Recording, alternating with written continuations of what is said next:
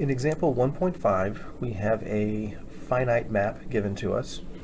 I'm going to underline the map definition.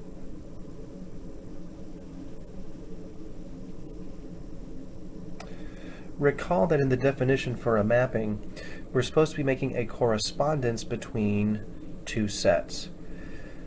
We have two sets provided for us. We have one set that has 3 elements, 1, 2, 3, and we have a second set which has the elements 1, 2, 4, 5. Again, both these are finite.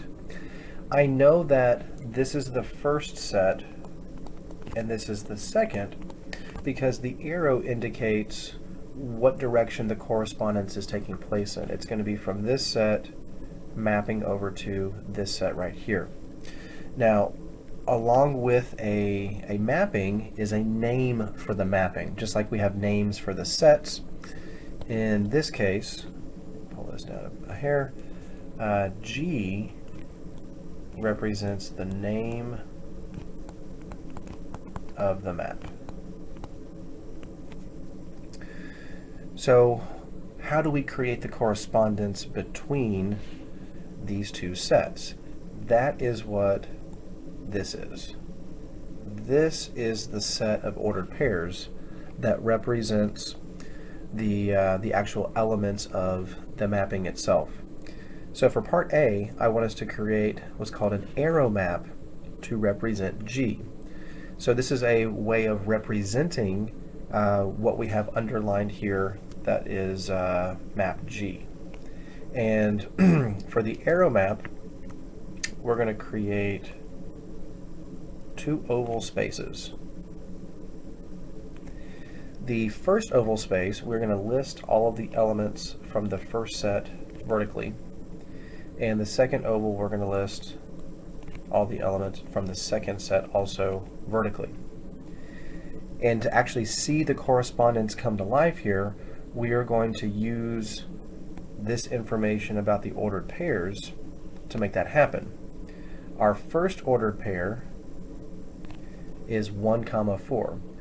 So this 1 is the one that comes from the first set, and the 4 is what comes from the second set. So I will make a connection using an arrow going from 1 to 4. So notice that the arrow is going from the first set pointing to the element that's in the second set, which would be consistent with what we are being told right here.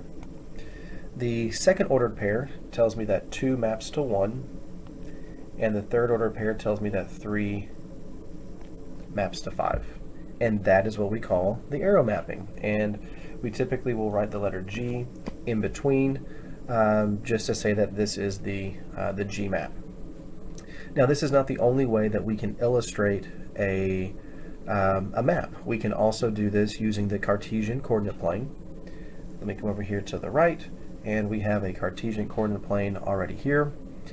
And for this, we want to think of the horizontal axis as being the first set axis, and the vertical axis as being there for the second set. That's the second set axis. So I know many of you are familiar with the concepts of the x-axis and the y-axis, but there's no mention of x and y anywhere in this problem. So we really think of it more as just being the first set and the second set. Although later on, having the x and the y reference will be beneficial for us. Right now, the first ordered pair will be located at 1, 4. Second ordered pair is at 2, 1, and then finally our last ordered pair is located at 3, 5.